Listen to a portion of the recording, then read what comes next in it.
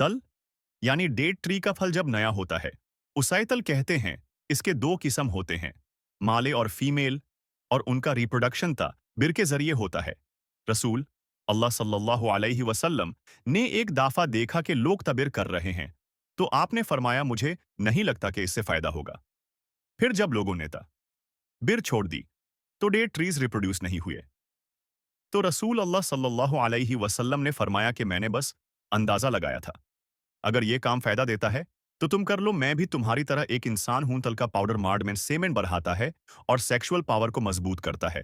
और औरत अगर इसे तल्क से पहले ले तो प्रेगनेंसी में मदद करता है। तल पैट को मजबूत करता है, खून के गुस्से को ठंडा करता है। मगर ये हजम मुश्किल है। ज्यादा खाने से पेट और सीने को नुकसान देता है और कब्ज करता है।